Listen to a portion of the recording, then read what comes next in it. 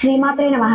కార్తీక పౌర్ణమి రోజు పూజా విధానం 365 ఒత్తులు ఏ సమయంలో వెలిగించాలి? ఈ మాసంలో కార్తీక పౌర్ణమి నవంబర్ 5వ తేదీన వచ్చింది. ఈ కార్తీక పౌర్ణమి రోజున 365 ఒత్తులు ఏ సమయంలో వెలిగిస్తే కోటి రెట్ల పుణ్య ఫలితం వస్తుందో తెలుసుకుందాం. ఈ నెల నవంబర్ 5వ తేదీన అత్యంత శక్తివంతమైన పవిత్రవంతమైన కార్తీక పౌర్ణమి. ఈసారి కార్తీక పౌర్ణమి ఎంతో శక్తివంతంగా ఉండబోతుంది. కాబట్టి ఈ పౌర్ణమి రోజు ఉపవాసం ఎలా ఉండాలి, ఏమైనా తినొచ్చా, తాగవచ్చా, గుడికి వెళ్ళి ప్రసాదం తినవచ్చా, ఈ విషయాల గురించి ఇప్పుడు తెలుసుకుందాం. మన పురాణాల్లో కార్తీక పౌర్ణమికి ఎంతో అద్భుత శక్తులు ఉన్నట్లు, ఏవో తెలియని దివ్య శక్తులు మనకు అనుగ్రహాన్ని ఇస్తున్నట్లు పురాణాలు చెబుతూ ఉన్నాయి. ఆ రోజు కొన్ని దివ్య శక్తులు ఉంటాయని మన పురాణాలు చెబుతూ ఉన్నాయి. అందువల్లే ఈ అద్భుతమైన పౌర్ణమి గడియలు కార్తీక బుధవారం నాడు కలిసి రావటం వలన ఈ రోజు గొప్పతనం గురించి వర్ణించడం ఎవరితరం కాదు.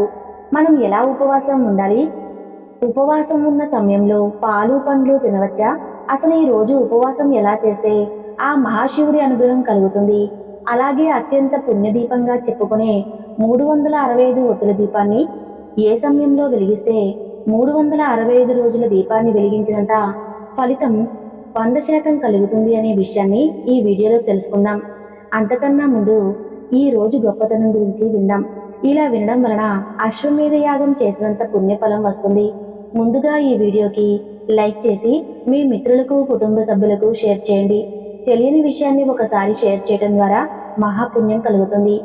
ఎంతో మహిమాన్వితమైన కార్తీక పౌర్ణమి వచ్చి ఈ సంవత్సరం అంటే నవంబర్ 5వ తేదీ ప్రారంభమవుతుంది. ఈ మాసంలో మీకు కుదిరిన అన్ని రోజులు మీరు పూజ చేసుకోవటానికి ట్రై చేయండి. అలాగే కార్తీక మాసం అక్టోబర్ 22వ తేదీన ప్రారంభమై నవంబర్ 20వ తేదీన ఈ కార్తీక మాసం అనేది ముగుస్తుంది. ప్రతి మాసం లాగానే ఈ కార్తీక మాసం కూడా 4 కార్తీక సోమవారాలు ఉంటాయి. ఈ కార్తీక మాసంలో మనం శివుడిని పూజిస్తాము. ఎందుకంటే ఆ పరమేశ్వరుడు ఎంతో ఇష్టమైన మాసం ఈ కార్తీక మాసం. అయితే ఈ కార్తీక మాసంలో ఆ పరమశివుడే కాదు, విష్ణుమూర్తిని కూడా పూజించాలి. ఈ కార్తీక మాసంలో విష్ణుమూర్తిని దామోదరుడి రూపంలో పిలుస్తాము. శివకేశవులకు భేదం లేదా నియమశాస్త్రాలు చెబుతున్నాయి. అందుకని ఈ మాసంలో శివకేశవులను ఇద్దరిని కూడా మనం ఆరాధించాలి. అయితే ఈ కార్తీక మాసం ఎలా పూజ చేయాలి అనేది ఇప్పుడు మనం తెలుసుకుందాం. ముందుగా ఈ కార్తీక మాసంలో కార్తీక స్నానాలు అనేవి తప్పనిసరిగా చేయాలి. అయితే కార్తీక స్నానం అనేది తెల్లవారుజామున బ్రహ్మ ముహూర్తంలో చేస్తే మంచి